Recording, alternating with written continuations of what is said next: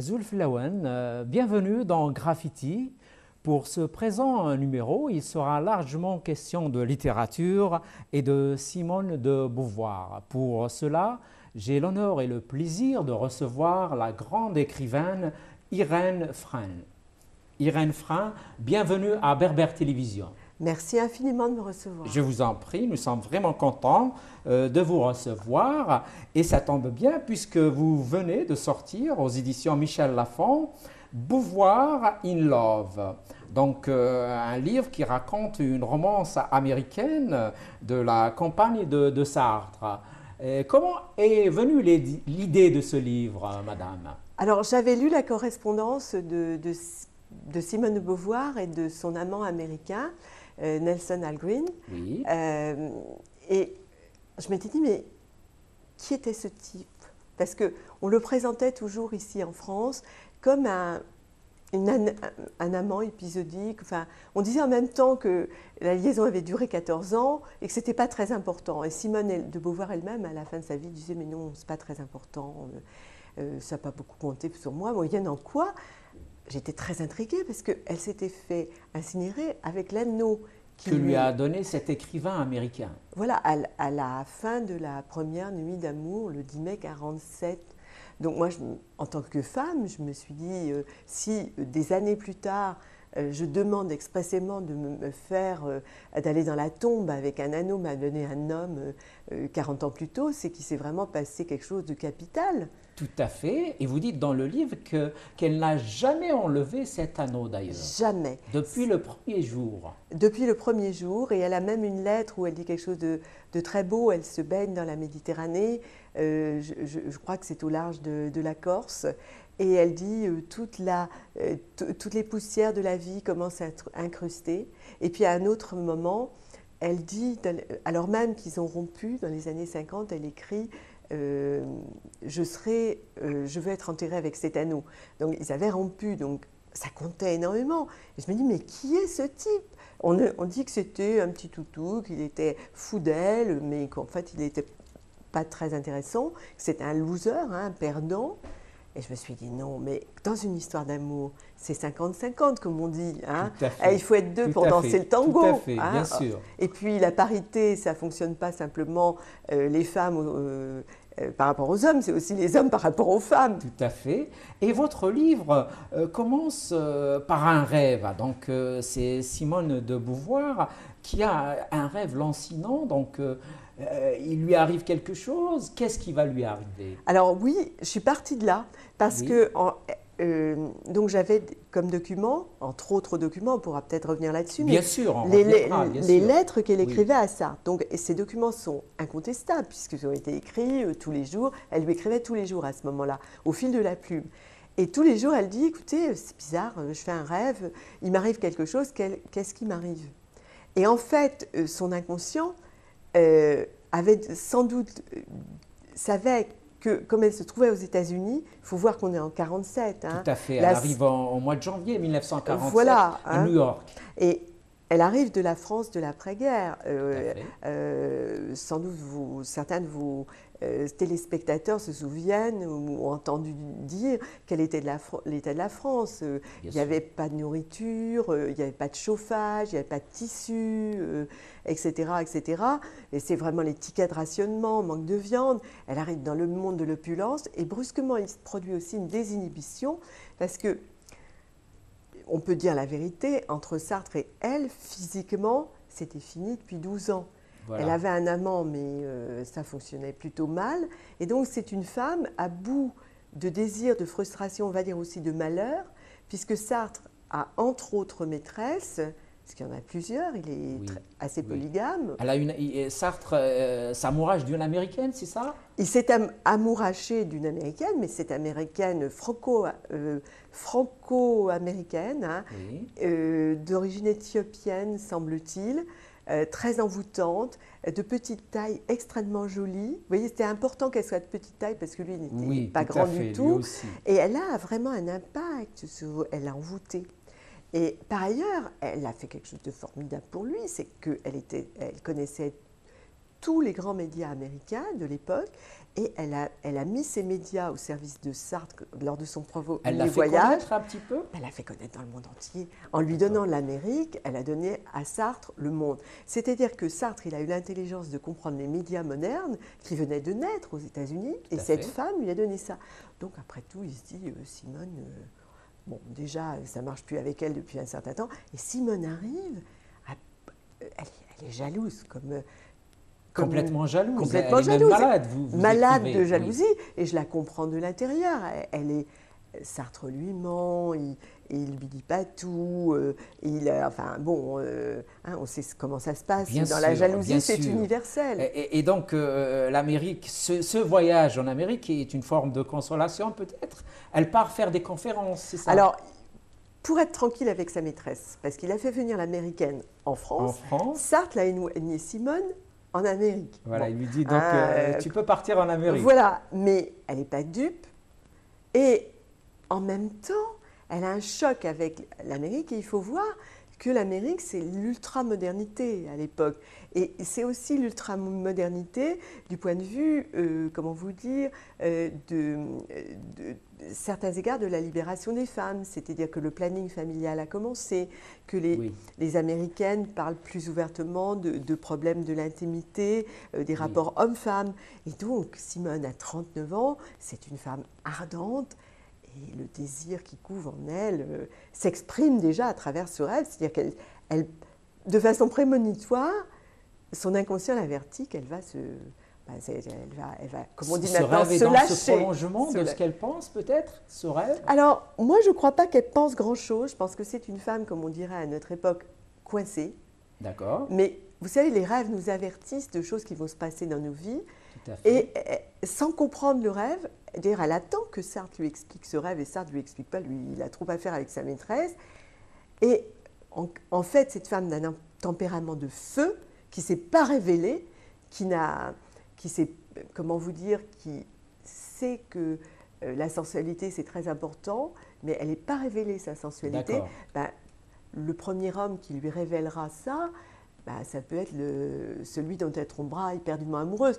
Et là aussi, c'est l'humanité. Hein. C'est comme ça que fonctionnent les hommes et les femmes. On le sait, c'est la vie, comme on dit en français. Tout à fait. Et pourtant, en allant en Amérique, elle a quand même des appréhensions. Elle dira en Amérique, l'Amérique est le berceau du capitalisme. Alors, c'est une femme qui, si vous voulez, elle est coupée en deux. C'est-à-dire qu'il y a son cerveau qui fait des analyses tout à fait à l'époque marxiste de la société. De gauche, oui. De gauche, c'est une femme de gauche. Elle est aussi, notons-le, très anticolonialiste. Hein. N'oublions pas qu'elle a joué un rôle extraordinairement important, notamment pour la libération de l'Algérie. Nous connaissons son rôle dans l'affaire Jamila Boubacha, l'affaire aussi de, vous savez, ces 5 femmes qui avaient été internées à la Roquette. On connaît bien cette histoire. Elle a avec Francis Janson, le réseau Janson. Et Gisèle Halimi aussi. Et Gisèle Halimi, donc elle a été très très impliquée. Mais déjà à cette époque-là, elle était anticolonialiste. Mais en même temps, c'est un peu cérébral à l'époque. Et quand elle va rencontrer cet homme à Chicago, lui, il va lui montrer, que c'est pas simplement dans la tête. Il faut voir la littérature, c'est la vie aussi. Il faut voir la misère de près. Et il y a la misère en Amérique, et il va lui montrer que la misère, ça a une odeur, que la misère, c'est des gens de chair et de sang. Tout à fait. Et voilà. Tout à fait. Donc c'est cet écrivain américain, Nelson Algren, qui lui montre tout ça, qui l'amène donc dans les bas-fonds de Chicago. Oui.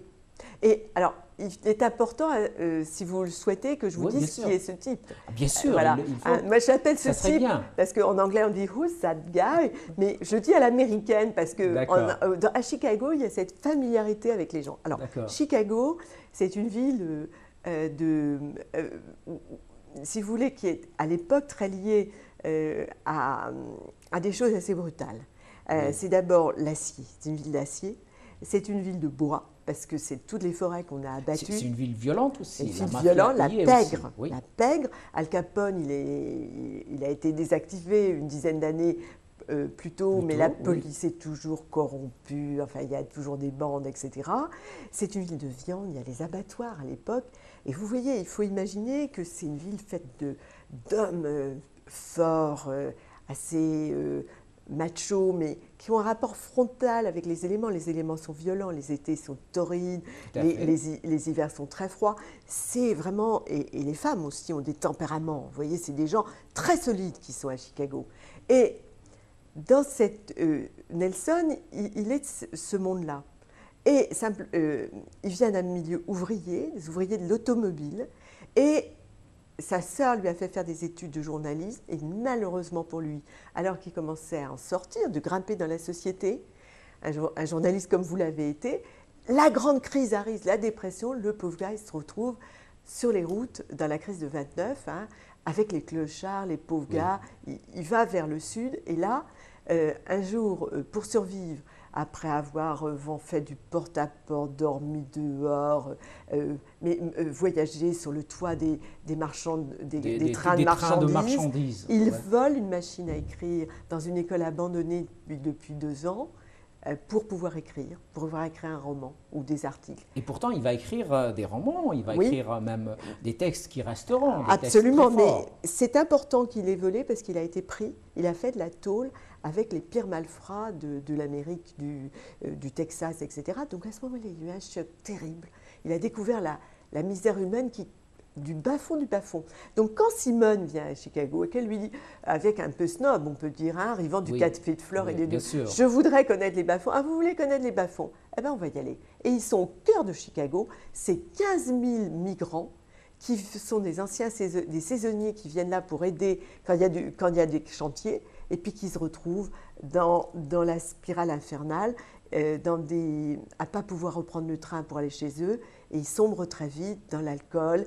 Alors il y a des prostituées, il y a des escrocs, il y a et brutalement... Et c'est tout un monde que vous décrivez dans le livre aussi. Elle a la collision avec Nelson, qui est un très bel homme, en même temps qu'elle a la collision avec la misère humaine.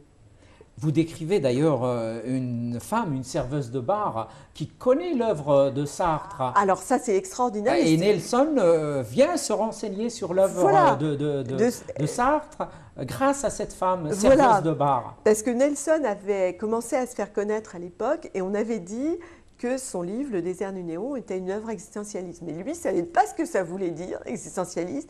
Et il savait qu'il y avait cette serveuse de bar au plein milieu des bas-fonds, qui, pour s'en sortir, achetait des livres et était au courant de l'existentialisme. Alors elle avait... C'était même sa passion, elle était au courant de tout, Sartre pratiquement. et Malraux. Voilà. Et lui est allé lui dire à cette fille, vous voyez la tenancière du bar oxygéné, qu'on peut imaginer avec des vêtements collants, un petit peu, pardon pour le mot, mais un petit peu... Excusez-moi du mot, un petit peu pouf sur les bords. Et cette fille qui était à l'alcool lui dit, ah bah oui, Sartre, je connais bien, Malraux aussi, existentialiste, bah c'est tout ce qu'il y a de plus important en France et bientôt dans le monde. Et alors, il était tout fier. Mais quand Simone de Beauvoir est arrivée chez lui, enfin l'a appelé pour faire la visite des bas-fonds, il ne savait pas qui était Beauvoir. Même pas, il ne le savait même pas. Ah non, il ne savait pas. Et sur le moment, quand il a... Alors elle était très bien traitée, elle était dans un hôtel de luxe, que j'ai visité, mais super luxueux. Elle l'appelle, il raccroche 3 fois, il finit par venir, mais il a très peur parce que comme il est un ancien communiste, il est encore surveillé par le FBI et il se dit, est-ce que cette femme n'est pas un agent du FBI? Il hésite, puis finalement il y va. Et il se voit. C'est le choc. C'est le choc. Ça, c'est le premier choc. Oui, c'est le premier choc. Un choc, mais coup de foudre, quoi. Ce qui peut arriver à des hommes et des femmes, ça arrive dans le monde entier, un peu tous les jours, et ça ne s'explique pas. Tout à fait. Mais Simone de Beauvoir va rentrer en France. Alors, elle rentre en France parce Juste après ce choc. Mais oui, parce que Sartre, c'est sa carrière. Parce qu'à ce moment-là, elle n'est pas encore très connue, hein, Beauvoir. Oui. Et donc... elle avait fait une alliance avec Sartre, à la demande de Sartre, Et lui, Sartre, il a besoin d'elle d'abord pour s'occuper des temps modernes, la revue des temps modernes. Et puis, elle est un grand stimulant intellectuel pour lui parce que c'est la seule femme qui soit son niveau intellectuel. D'accord. À l'époque, il n'y a pas beaucoup de femmes d'un haut niveau intellectuel. Donc, ils ont des parties de ping-pong intellectuel et il a besoin d'elle. Et elle est aussi une femme qui l'écoute quand il n'arrive plus à se démêler de ses histoires de femmes. Oui, et il y a un rapport, on peut le dire, assez malsain, un peu pervers. Et elle va rentrer parce qu'elle a besoin de Sartre pour sa carrière. Donc on peut vous dire aussi que c'est la première femme française qui, à très haut niveau, a été confrontée à un conflit entre est-ce que je choisis mon amour ou est-ce que je choisis mon métier. Et pourtant, elle a déjà choisi la littérature parce qu'elle a été professeure. Elle a quitté son métier. Voilà, elle a choisi la littérature, c'est très dur. À l'époque, il faut voir aussi que elle est entretenue, dans le bon sens du terme, par Sartre, puisqu'elle n'a pas d'argent de droit d'auteur. Elle gagne quasiment rien. Donc c'est lui qui en a, qui lui donne des billets tous les mois. Et elle fait l'expérience de la dépendance matérielle. Et par rapport, en fait, c'est son patron, hein. Et en même temps, bon, ils ont été amants, ils ne sont plus, elle est effroyablement jalouse, elle se dit qu'est-ce que je vais devenir? Et pas de l'autre côté en Amérique, il y a cet homme qui lui a fait découvrir un autre monde intellectuellement stimulant aussi, puis qui lui a fait découvrir l'épanouissement sensuel. Tout à fait. Et Sartre l'appelle le castor. Oui. D'où vient ce nom, le castor? Alors, semble-t-il, c'est pas Sartre qui l'a inventé. Non, c'est René Maheu, voilà. Qui a été un grand directeur de l'UNESCO, qu'elle avait connu, et c'était une bande d'étudiants à la Sorbonne, et ils l'ont appelé, c'est un jeu de mots parce qu'en anglais, beaver, donc Beauvoir, veut dire castor. Ah, d'accord. Ce qu'ils ignoraient, voilà. ce qu'ils ignoraient tous à l'époque, c'est que le mot en argot américain a un sens par rapport aux femmes que nous ne dirons pas. D'accord, on ne va pas le dire. Okay. Ah. Et puis, donc, Nelson Algren va venir aussi à Paris. Oui. Alors, il va venir en 1949.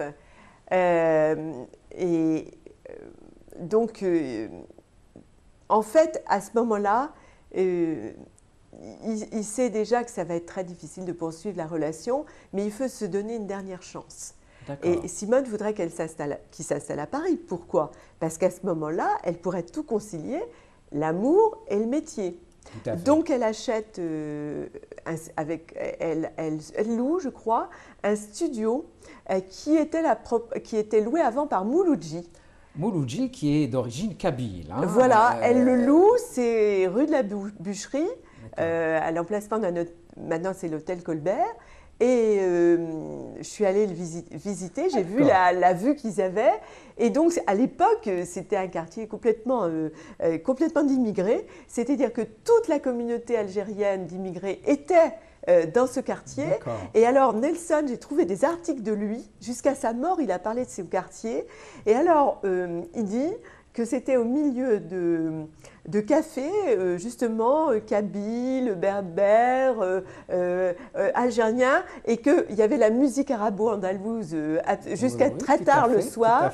Et il a pris le goût au couscous.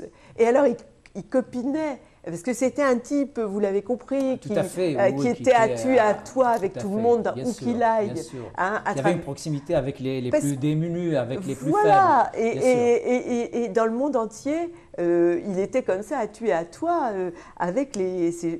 dans son mauvais anglais, il arrivait à discuter avec tous ces gens-là. Et alors, il avait une passion, mais alors incroyable pour le couscous. Il était fou du couscous et il disait à Simone, comme Simone ne faisait pas la cuisine, allez, on va manger un couscous en bas. Et alors, il y avait aussi des petits épiciers. Donc, il avait appris assez de français basique pour pouvoir communiquer avec ces Algériens. Et puis, les gars lui préparaient de la tambouille qui montait au 5e étage parce que Simone, bien entendu, n'avait pas fait. Et c'était les Algériens qui faisaient la tambouille pour les deux amants. C'est une belle histoire qu'on ne connaît pas beaucoup. Et puis, donc, Simone de Beauvoir, à son tour, va devenir célèbre. Elle va écrire… Donc, cette année-là, à ce moment-là, quand il vient. C'est à ce moment-là que À sort ce le moment, deuxième sexe? exactement. C'est-à-dire que toutes ces histoires que je viens de vous raconter se déroulent pratiquement exactement. en même temps. Et alors, ils sont, justement, c'est très important ce que vous relevez là, parce que dès qu'ils sortent de ce petit quartier algérien, Simone, qui a écrit le deuxième sexe, est agressée dans la rue par les bourgeois qui la traitent de nymphomane, de tous les noms, parce que c'est une femme qui a défendu la liberté des femmes et aussi elle a parlé de la sexualité. Donc à l'époque, en 1949, en France, c'était pas évident encore. C'était pas évident. Et alors que fait Nelson? Lui, il a fait de la boxe, il est super musclé, donc il se met comme ça, il dit tu et quelquefois il a fait le coup de poing pour la défendre. Pour la et défendre, alors après, la vie est devenue tellement invivable, ils sont partis faire un tour en Italie, en Tunisie, en Algérie et au Maroc pendant 3 mois. Pendant 3 mois, ils ont bourlingué ensemble. Et alors pour Nelson, la vie dans le Maghreb, évidemment, ça a été aussi un moment magique. C'était des vacances. Mais au milieu de tout ça, il a appris que son livre était en train de triompher. Et puis, en fait, ça l'a plus du tout avec Simone. C'est-à-dire qu'en fait, les paysages du Maghreb, la plage, le désert et tout ça, le soleil, le côté orientalisant, un peu, on va dire, exotique. Tout à fait, parce qu'il faut voir que faisaient écran.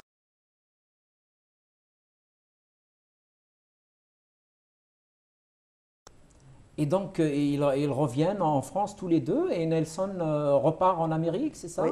Il repart et il sait que c'est fichu.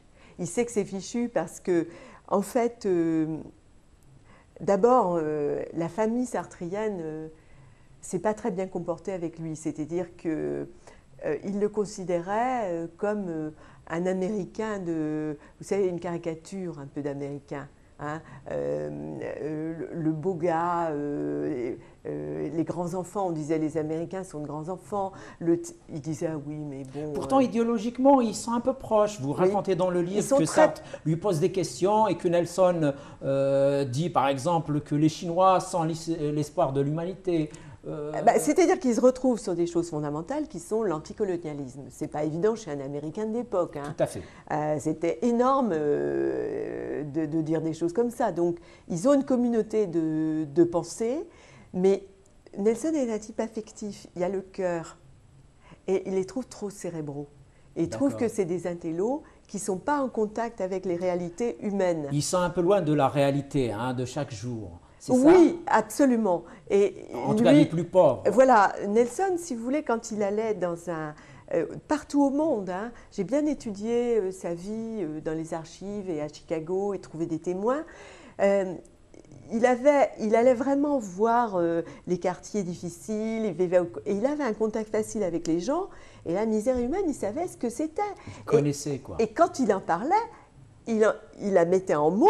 Il pouvait faire de l'intellectualisme, mais aussi. Mais pour lui, c'était la chair et le sang. La souffrance, c'était pas là. La souffrance, c'était aussi là. C'était d'abord là, dans le cœur. La vie. Il meurt en 1981, c'est ça? 81. 81, et il est même passé par une période de dépression. Très grave, très grave. Où il écoutait en boucle une chanson qu'il avait beaucoup écoutée avec Simone, qui a été traduite en français sous Le Pénitencier, donc par Johnny Hallyday. Donc si vous voulez vous faire une idée de la mélodie, il faut penser au Pénitencier. La chanson. Et il ne s'est jamais remis de cette histoire, Simone non plus. Et il meurt, c'est très étonnant, la veille du 34e anniversaire de la première nuit d'amour, après avoir piqué une énorme colère contre Simone devant un journaliste. Et à la veille... Juste à la veille de cet anniversaire. Et puis aussi d'une reconnaissance énorme, parce qu'il avait été nommé dans ce qui est l'équivalent de l'Académie française. Et d'une certaine façon, ils se sont aimés jusqu'au bout, quoi. Parce que même s'il a piqué cette colère en vitupérant contre elle, vous savez bien, quand on pique une colère, c'est qu'on aime. Tout à fait. À 73 ans, il était toujours... On fait juste une petite pause et on revient au débat.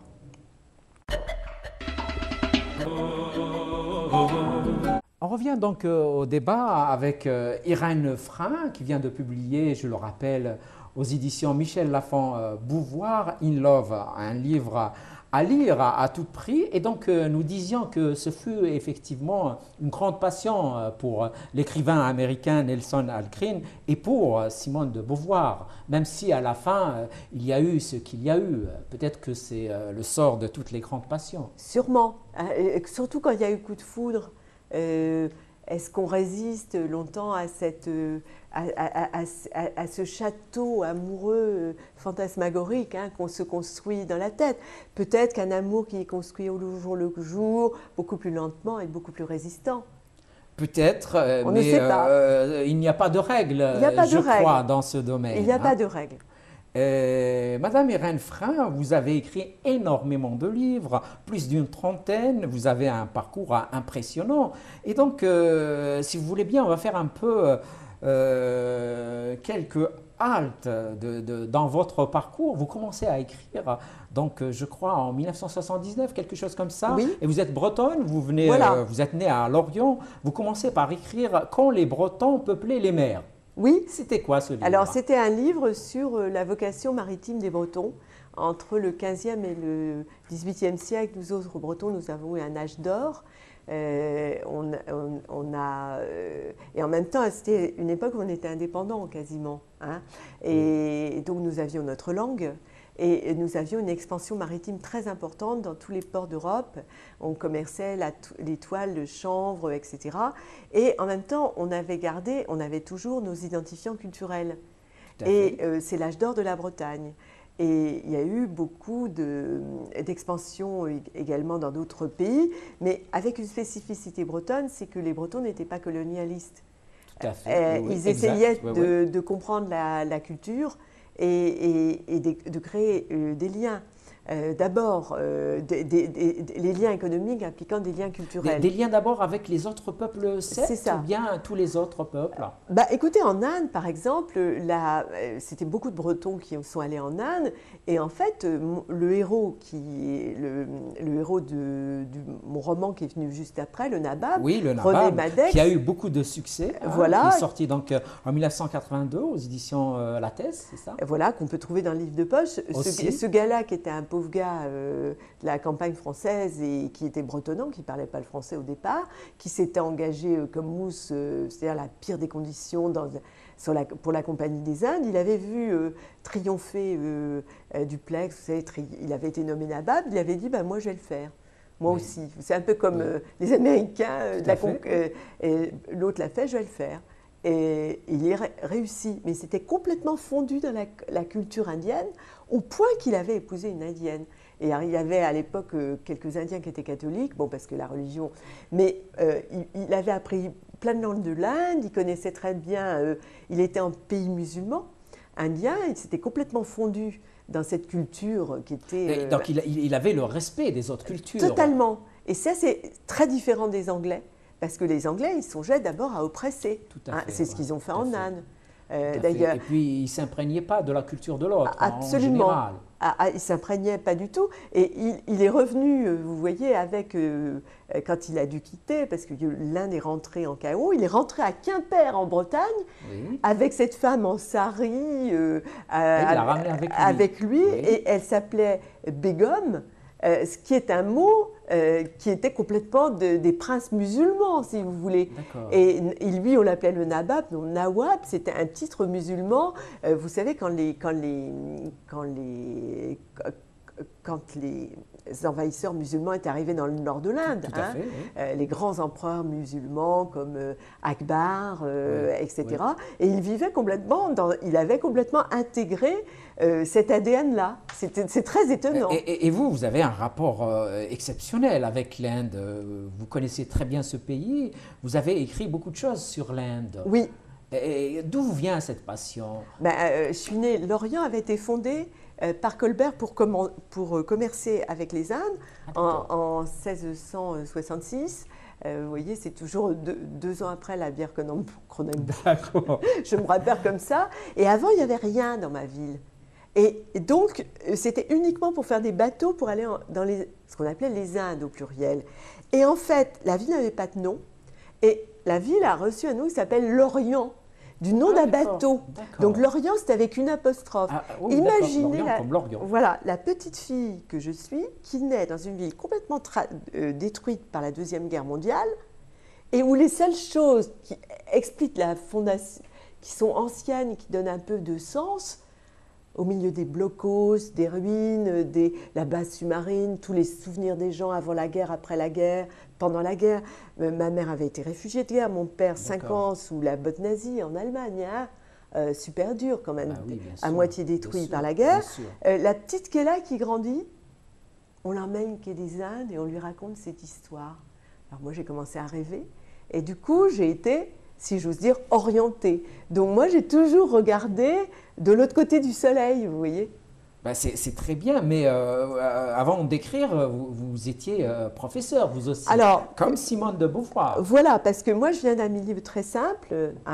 Mon père était un pauvre gars de la campagne au départ, un pauvre, il ne parlait pas le français, il avait été à peine à l'école, et il m'a dit qu'il a appris le français quand il est arrivé à Lorient, il venait des terres, comme on dit chez nous, avec l'argent de sa première paye, il a acheté une grammaire et m'a-t-il dit, j'ai appris le français avec ma grammaire en écoutant les gens. C'est-à-dire que le français, c'était la langue du dimanche.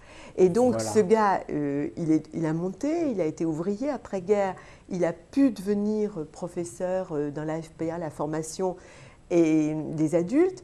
Et alors, il a appris à des tas de gens qui venaient des anciennes colonies françaises, enfin des colonies. Il apprenait des métiers comme maçonnerie, etc. Ce qui fait d'ailleurs qu'il avait eu beaucoup d'élèves qui venaient à l'époque, on les appelait justement les Nord-Africains en France. Il les formait, leur donnait un métier. Moi, petite, je me souviens que ces anciens élèves, il lui envoyait des colis avec de l'huile d'olive dedans. Et il disait c'était. Il lui donnait des cadeaux. Voilà, il donnait des cadeaux. Et si vous voulez imaginer dans un petit milieu simple comme ça, mais digne, et on avait appris à la force du poignet, il fallait devenir professeur parce que c'était, en breton on disait barazour, tu auras le pain sûr. Ah d'accord, c'était barazour. Et avoir d'une fille institutrice, avoir une fille professeure, sa vie était faite. Et en plus, elle pourrait se marier convenablement. Mais même, disaient mes parents, si le mari te quitte, si tu dois divorcer, tu auras toujours un métier pour être indépendante. Voilà, tu seras toujours autonome. Voilà. Et ça, c'était pour ça. Et moi, j'ai cru aux études, et j'ai cru aux livres, j'ai cru au diplôme, et j'ai été l'une des plus jeunes agrégées de France. Oui, vous avez enseigné au départ en Bretagne ou bien vous avez non, à Paris, tout de suite à Paris. Ah, d'accord. À Paris, parce que j'étais déjà mariée et que j'avais épousé un Parisien. J'ai enseigné à la fois dans des lycées et également en Sorbonne, notamment le latin, parce que je connaissais bien la culture latine. D'accord. Et donc, tout en enseignant, vous avez commencé à écrire. C'est ça. Vous avez fait pendant un moment les deux. Maintenant, vous êtes aussi journaliste. J'ai oublié de le dire tout à l'heure. Au bout de 15 ans, j'ai été repérée par le patron d'un très grand journal français qui s'appelle Paris Match. Oui. Et en fait, il a eu un raisonnement sur moi assez... C'était, enfin, je vais le dire gentiment, sans vanité, mais vous savez que Pompidou avait été recruté par De Gaulle pour faire des discours, il cherchait agrégé sachant écrire. Oui, moi, il m'avait cherché Roger Théron, qui est un grand patron de presse, Paris Match. Oui, tout à fait. Il voulait une agrégée qui ait assez du sens du grand public pour écrire dans le journal. Et donc, j'ai fait une carrière à Paris Match et j'y suis toujours. Et vous êtes toujours, et c'est très bien. Et je rappelle que Paris Match avait publié, vous l'écrivez dans Beauvoir in Love, des extraits donc, du livre Le Deuxième Sexe. Ça a été le seul journal à défendre Simone de Beauvoir en 1949. Toute la presse française s'est élevée à ce moment-là. Exactement, et Paris Match, qui venait de naître, a défendu dans 2 numéros, mais d'énormes extraits, a été le seul à défendre le deuxième sexe et à lancer le deuxième sexe en 1949. C'était courageux, c'était un jeune journal, il y avait quelques mois. C'était pas évident aussi. C'était pas évident, non. Vu le contenu du livre qui est devenu un best-seller par la suite. Un classique, voilà, tout à fait. Tout comme les Mandarins, qui a eu le prix Goncourt en 1954. Voilà, et je pense que le deuxième sexe continue. Il est connu dans le monde entier parce que vous avez les fondamentaux dans le deuxième sexe, toujours, même si le livre par certains égards a vieilli, de la réflexion sur la condition des femmes. Mais entendons-nous bien, parce que ce qui était très intéressant à la fin du livre, c'est qu'elle n'appelait pas les femmes à une révolte en disant c'est nous qui allons remettre de l'ordre dans le monde. Elle disait à parité, les hommes et les femmes peuvent reconstruire le monde. Voilà. Et elle appelait construire ensemble. Ensemble. Et je le rappelle parce que ça me paraît de plus en plus important de le dire. Ça montre la dimension humaine de Simone de Beauvoir. Et c'est très important pour la culture et la civilisation que les hommes respectent les femmes. Et vice-versa. Et vice-versa. Et on est là on est des humains. On est là on fait des enfants ensemble. C'est que vous aussi. le disiez parce que vous-même, vous êtes proche de ce combat, vous êtes engagé sur plusieurs sujets, y compris de celui de la parité, de la parité, du respect des femmes, bien sûr contre les violences faites aux femmes. Je veux dire, j'ai consacré 3 ans de ma vie à une femme indienne qui avait été violée par tout un village qui s'appelait Devi. J'ai fait un livre qui s'appelait Devi. Vous l'avez écrit, qui est sorti en 1992 chez Fayard et Claude Lattès, je crois. Voilà, on le retrouve également pour vos lecteurs en livre de poche. La plupart de mes livres sont en poche. Et si vous voulez, je crois que nous, les humains, nous avons, quel que soit notre sexe, il faut que nous fassions des actions où nous nous respectons nous-mêmes. Je veux dire que, par exemple, bien sûr, c'est souvent dans ce sens-là que ça joue, puisque les femmes n'ont pas la force musculaire. Mais quand une femme est violée, l'homme ne se respecte pas. Quand un homme bat une femme, c'est lui qui ne respecte pas comme humain. Donc, l'idée, c'est, par exemple, de faire comprendre ça dans la maison aux petits garçons. Oui, tu as la force musculaire, mais tu dois respecter ta sœur, tu dois respecter ta cousine, tu dois respecter ta petite copine, parce que tu t'abaisses quand tu fais ça. C'est beaucoup mieux de raisonner, de discuter. Bon, tu ne peux pas avoir cette femme. Bah écoute, tu ne peux pas l'avoir. L'homme a plus de force quand il respecte la femme. Tu ne peux pas l'avoir, tu peux en avoir une autre, mais il vaut mieux. Tu peux séduire une autre fille, peut-être que cette fille qui te dit non, vous vous entendrez pas, donc il vaut mieux peut-être que tu t'entendes avec. Moi, je suis dans les valeurs d'échange, de dialogue et de paix, et je pense que il faut les exprimer avec amour, douceur et tendresse et persuasion. Pour qu'elle soit partagée par les hommes. Tout à fait. Et vous avez aussi ce respect de la nature. Vous avez écrit donc la forêt des 29 qui est sorti donc, chez Lafon en 2011. Et c'est quoi ce livre? C'est une histoire qui m'a passionnée parce que c'est un jeune homme dans le nord de l'Inde. Il y a une catastrophe écologique, on appelle ça écologique, c'est-à-dire une sécheresse épouvantable dans le désert. Et non seulement et donc à ce moment-là, il y a des violences intercommunautaires très fortes entre les musulmans et les hindous, comme il y en a d'ailleurs actuellement. Il y en a malheureusement jusqu'à aujourd'hui. Aujourd'hui. Et il va dire, on arrête tout ça. D'abord, il faut qu'on respecte la nature. On va décider que le seul Dieu, c'est la nature. Un Dieu invisible, et il reprend ça à l'islam. Il reprend des principes du Coran, de paix, de respect de la nature, de respect des autres humains. Il reprend aussi des vieux principes du bouddhisme, par exemple le respect des animaux. Il va faire une synthèse entre ce qu'il y a de meilleur dans l'hindouisme, ce qu'il y a de meilleur dans l'islam, et il va essayer de créer une société avec 29 principes qui va être une société à la fois. Il dit que la violence entre les hommes, va avec la violence avec la nature. C'est tout à fait vrai, et c'est une histoire véridique.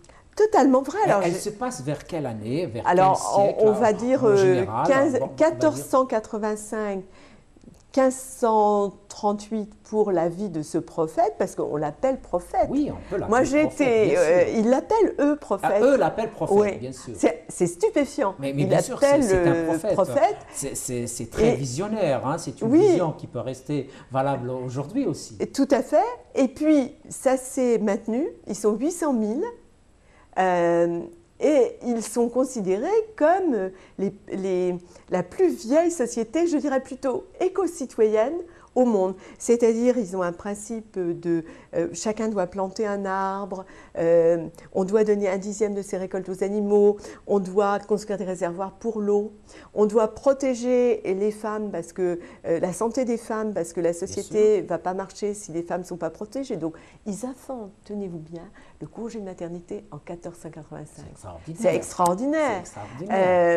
Donc, si on ne s'entend plus dans le couple, ben, on peut se séparer, mais l'essentiel, c'est de ne pas mentir.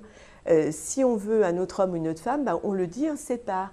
Voilà. On doit aussi faire la paix en soi tous les matins, par une petite méditation. Méditation. Vous voyez, il y a des tas de... Alors, ces 29 principes ont permis un équilibre qui perdure encore dans ces sociétés. La méditation existe aussi dans l'islam soufi. Hein, c'est très influencé, à mon avis, par l'islam soufi. C'est très proche. Qu'il est intéressant de réhabiliter aujourd'hui avec tous les conflits qu'il y a dans le monde. Absolument, et notamment par un grand prophète musulman, enfin je ne sais pas si on dit prophète. On ne dit pas prophète, dans l'islam il y a un seul prophète. Pardonnez-moi. Il n'y a pas de problème. Mais là-bas en Inde ils disent un prophète, oui, donc j'ai fait cette erreur, excusez-moi, qui s'appelle Kabir. D'accord, du XVe siècle. C'est un penseur. Un penseur soufi. Un penseur, peut-être un saint, oui. Un saint. Oui. Exactement, un saint qui avait repris justement lui-même des principes soufis et puis cette volonté éco-citoyenne, parce que la catastrophe écologique, elle était pour tout le monde, et la famine, elle était pour tout le monde. Bien sûr, bien sûr. Et donc, toujours, nous restons dans l'Inde, vous avez écrit aussi « Quai des Indes ». C'est sorti chez Fayard en 92. Oui, on peut le trouver à la fin de Devi dans le livre de poche. On le trouve aussi à la fin de Devi. Et c'est quoi ce Quai des Indes? J'explique mon rapport à l'Inde. Je raconte comment la petite Bretonne que je suis s'est retrouvée à enquêter notamment sur cette femme bandit au cœur de l'Inde, la plus sauvage, au milieu d'une vallée infestée de bandits à l'époque. Et quelquefois au milieu de certains dangers, parce que l'Inde, ça peut être dans les campagnes extrêmement dangereux et violent. Et à l'époque, c'était vraiment des bandits de grand chemin. Ah d'accord. Oui, j'ai peut-être eu la baraka. Et ce problème des intouchables, est-ce qu'il se règle un peu en Inde ou non, pas? il ne se règle pas, malheureusement. Il ne se règle pas, et souvent d'ailleurs les intouchables deviennent soit musulmans, soit chrétiens. Pour échapper à ces pesanteurs donc, oui, ils cherchent un système où tout le monde est égal devant Dieu. Donc, comme aussi bien pour les chrétiens que pour les musulmans, dans l'islam, toute créature humaine est égale devant Dieu. Tout à fait. Ils se convertissent, évidemment. Alors, c'est aussi... donc, il y a malheureusement en Inde un hindouisme très inégalitaire et militant. Ah, d'accord. Et c'est cet hindouisme-là qui fait des persécutions en Inde, aussi bien contre les chrétiens qui sont trucidés, mais également, de temps en temps, vous avez des musulmans qui sont massacrés. Oui, bien et sûr, il faut dire quand même une chose, c'est que c'est souvent la condition des musulmans est assez dure en Inde.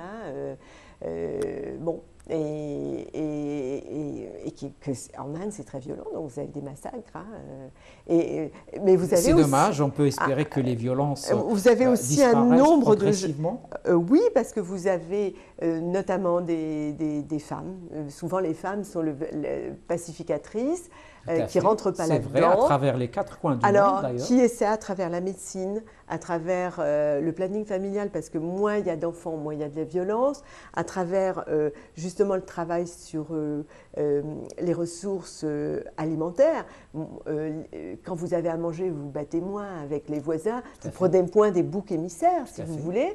Et puis, vous avez aussi nombre d'intellectuels indiens qui disent « bon, ça va, on arrête ».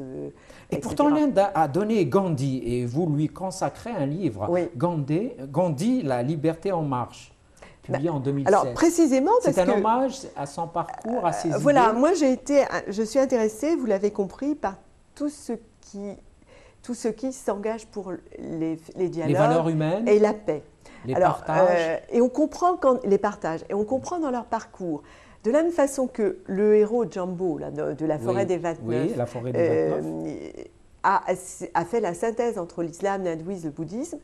Lui, Gandhi, il était sur la côte ouest de l'Inde. Et là, il y avait énormément de marchands musulmans. Il était hindouiste. Oui. Hein, c'est pas très loin de l'Arabie. Voilà. Hein. Et même à côtoyer les musulmans en Afrique du Sud. C'est sa mère qui lui a fait connaître le Coran. Ah, d'accord. Et il a connu aussi les mouvements des Jaïns qui étaient très proches des éco-citoyens dont je vous avais parlé tout à l'heure. Des très très anciens mouvements qui sont proches même des bouddhistes. Et quand il est allé en Afrique du Sud, et en Angleterre, les chrétiens, il a voulu faire une synthèse humaniste. Et il a bien réussi quand même. Hein. Oui. Son pacifisme a permis la libération de l'Inde. Et aujourd'hui, c'est toujours une référence pour tous les gens qui se battent. Alors, ce qui est tragique, c'est une référence pour les Occidentaux, pour tous les pacifistes ou tous ceux qui se battent pour, comment vous dire, arrêter les massacres. Pour moins de violence, en tout cas. Mais malheureusement, en Inde, les jeunes ne le connaissent pas. Et l'Inde est rentrée quand même avec la jeune génération dans ce qu'on appelle Shining India, c'est-à-dire l'Inde de l'argent, l'Inde de la réussite sociale. Gandhi ne connaissent pas. Gandhi n'est pas connu en Inde. Quand Obama est allé faire son voyage en Inde, parce que Obama, le secret d'Obama, c'est qu'il est un fervent admirateur de Gandhi. Il a une photo de Gandhi depuis toujours dans son bureau. C'est vrai. Pourquoi? Parce qu'à Chicago, il essayait de faire la paix en tant que travailleur social entre toutes les communautés. Aussi à Chicago, bien sûr, c'est toujours violent. Bien donc sûr. il a voulu en Inde aller sur les lieux de Gandhi. Et vous savez que les officiels indiens, ils ont fait... Ils ont mal vu ça? Ça a été moyen, oui. Ça a été moyen, parce que il y a des reproches qui sont faits à Gandhi, justement, d'avoir, au moment de la partition du Pakistan et de l'Inde, avoir un peu, avoir dit à un moment, écoutez, accordons, il s'était battu pour les droits des musulmans en Inde, Gandhi. Et il y a de telles passions violentes encore à vif, et elles sont d'autant plus à vif, si vous voulez, qu'à cause de ce qui se passe en Afghanistan, de tous les problèmes d'Al-Qaïda, etc., d'une façon très injuste, Gandhi est devenu presque sulfureux. C'est vraiment injuste, effectivement. C'est très injuste. Hein. Donc moi, j'ai fait ça pour les jeunes... vont revenir. J'ai fait ça pour les jeunes générations, de la même façon que j'ai fait pour les jeunes générations un livre sur la pensée bouddhiste de la sœur du Dalai Lama, qui m'a initiée à la pensée bouddhiste, mais de tous les jours, de la femme de tous les jours, qui sont des principes tout proches. Donc, je crois que... C'est des principes de méditation Non, moi, comme vous l'avez compris, je suis une passionnée, donc la méditation, c'est pas pour moi. Quoique, un peu tous les jours... L'un n'empêche pas l'autre, en principe. Non, moi, je ne fais pas la méditation le matin. J'essaie par moment de dire, allez, on s'offre un petit moment de lenteur. On pense à une chose agréable et tu essaies de t'endormir un peu. Je m'allonge un quart d'heure et d'échapper à la rapidité du monde, etc. Ne serait-ce que pour ma santé. Mais... je crois que déjà, quand on a fait la paix avec les petits éléments bouillonnants de soi-même, on est prêt à faire la paix avec les autres. Et la paix avec les autres, déjà mieux. Donc, on sait mieux. Et je trouve qu'on trouve spontanément les éléments d'écoute, de dialogue, de curiosité. Et à partir de ce moment-là, on est mieux aussi dans son corps, parce que tout ça fait du bien à la santé. Bien sûr. Vous avez écrit aussi, Irène Frein, un livre sur Julien Gracq, l'immense écrivain français. Julien Gracq et la Bretagne. Il est sorti en 2000. Et vous pouvez le trouver sur mon site en téléchargement gratuit. C'est très bien. Il fait 35 pages. Oui, donc, allez dans je rappelle aux téléspectateurs que vous avez un site. Et donc, ce livre est en téléchargement, comme on dit, gratuit. Sur la rubrique, je crois, multimédia. Et c'est quoi ce livre alors? Alors, j'ai rencontré Julien Gracq via un ami qui m'avait dit, mais moi je le connais, je lui ai dit, il ne voudra jamais me recevoir, mais si, je le rencontre. On a parlé longuement, on a justement parlé beaucoup de la tolérance. C'était lui qui parlait surtout, moi j'étais une petite fille qui l'écoutait. Il était très gentil, comme il savait que j'aimais le chocolat, il m'a offert du chocolat à la fin. Gentil, il était adorable. Et puis, c'est un autre ami qui m'a dit, écris sur son rapport à la Bretagne. Et comme je connaissais bien l'œuvre de Julien Gracq, j'ai écrit ces 35 pages. Et je suis un tout petit éditeur, et comme l'éditeur a fait faillite, mais je me suis dit, je préfère que tout le monde puisse en profiter. Ce livre pour que tout le monde le lise. Et ce rapport de Julien Gracq à la Bretagne, c'est quoi? C'est une proximité? C'est un amour? C'est une passion? Alors, il était né près d'Angers, et pour lui, c'était l'endroit le plus poétique de la Terre. Et il avait parfaitement compris que la culture bretonne est une culture de la poésie et de la musique. Et si vous voulez, c'est la Bretagne qui a inventé les chevaliers de la table ronde, la fée Morgane, etc. Et dans tous ces textes, par exemple au château d'Argol ou même au rivage des Syrtes de façon plus souterraine, mais aussi dans Lettrine, on sent courir cette passion pour ce pays granitique qui a des ondes, quoi, ces forêts, ces rivières. Nous sommes des gens... C'est un pays qui a une âme aussi. Et oui, et puis on la doit beaucoup à la mer parce que l'océan est sauvage. Quand vous êtes confronté aux éléments, vous êtes... on est un peu on est à la fois mélancolique et joyeux. Nous, les Bretons, on connaît le tragique de l'existence. Il faut qu'on se batte d'ailleurs contre ça. C'est notre principal ennemi parce que par moments, quand on commence trop à penser à la mort, ça nous entraîne vers le bas. Il y a une espèce de mélancolie qui est assez présente, c'est ça? Très destructrice. Moi, j'ai appris à faire avec. Mais en même temps, on est des lutteurs, des pugnaces. Et d'ailleurs, les Français nous utilisaient bien pendant les guerres et nous mettaient, nous hommes, en première ligne parce qu'ils savaient qu'ils supportaient tout, quoi. Ils en étaient capables. Et puis, il y a ce regain pour la langue, et pas seulement la culture, pour la langue bretonne chez les plus jeunes. Chez les plus jeunes, alors il y a une école qui s'appelle Diwan, qui est une école où on peut passer son bac en breton et dans les deux langues. Enfin, c'est une école bilingue. Diwan. Et puis la chanson bretonne. La chanson est toujours présente. Totalement. La musique, c'est ce qu'il y a de plus en effervescence en Bretagne, et notamment avec celui qui a montré la voix, qui est Alan Stivell, qui a fait des duos avec. Il a fait un duo avec Idir aussi. Voilà. Avec Idir, le chanteur. Voilà. Et Alan, que je connais bien, justement, il représente tout à fait en termes de musique. Moi, ce que j'essaie de faire en termes de littérature, c'est-à-dire le dialogue des cultures, aller vers l'autre, essayer de le comprendre et transmettre dans la culture d'origine le message de l'autre. Et il y avait à un moment donné un festival des musiques celtiques ça s'organisait aussi à Paris, mais ces dernières années, je crois qu'il n'est plus organisé. Voilà, il y a un manque de sous, mais vous pouvez toujours aller en tout cas, à Lorient, il est organisé, je crois. Au festival interceltique est d'une vitalité extraordinaire. Est-ce qu'il y a aujourd'hui des relations entre, on va dire, les pays celtiques? Parce que ce festival, justement, a invité des gens de Galaxie, d'Écosse, d'Irlande. Voilà, les relations sont très fortes, justement grâce au Festival de Lorient. Je suis très fière que ce soit ma ville natale. Et on a tous des amis en Irlande, en Écosse, au Pays de Galles, en Galicie, qui est une province espagnole. Et puis aussi, on entretient des rapports avec des tas de groupes musicaux qui font la cornemuse, mais dans le monde entier. Donc, il y en a en Australie, il y en a à cause des Anglais. Il y a aussi le Kabylie. Hein. Voilà, et on entretient des rapports, et s'il y a des gens de Kabylie qui nous écoutent et qui ont des groupes musicaux, je suis sûre qu'ils trouveront certains très bonne ont déjà écoute. fait ce centre produit à Lorient. Il y a même un groupe qui chante en breton et en kabyle. Voilà, alors nous, on demande que ça. Hein. Ils sont toujours très bien accueillis. Et la particularité donc, de cette relation, est-ce que c'est seulement un échange de musique ou bien est-ce qu'il y a d'autres revendications? Derrière la musique, d'abord la musique c'est un langage qui fait passer les émotions de façon immédiate. Donc les hommes se retrouvent dans la musique, même s'ils sont de cultures différentes. Hein, si on pense par exemple au livre de Vercors, Le silence de la mer. Donc, comment vous dire,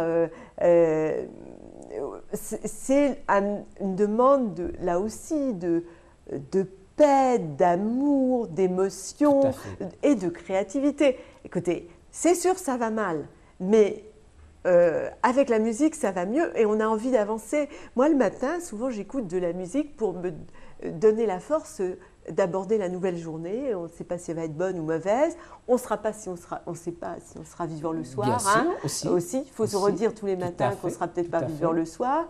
Peut-être que chaque jour est un miracle, au fait. Moi, je le prends comme ça. Et la musique nous permet d'aborder la journée en fraternité. Tout à fait. On arrive à la fin de l'émission. Peut-être un dernier mot?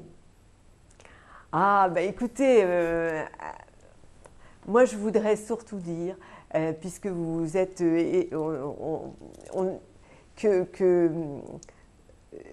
je suis très touchée par les valeurs d'amour qu'il y a dans l'islam et je voudrais vous dire ma confiance envers tous les musulmans. Ma confiance, ma fraternité et oublions, on sait qu'il y a des choses et des gens qui font un peu n'importe quoi, mais la plupart des musulmans ne sont pas là-dedans et fondamentalement occidentaux, athées, croyants, je crois que majoritairement nous voulons aller vers la lumière et nous irons ensemble et personnellement ensemble vers la lumière. Ensemble très vers la très beau lumière. mot de fin. Voilà. Merci madame.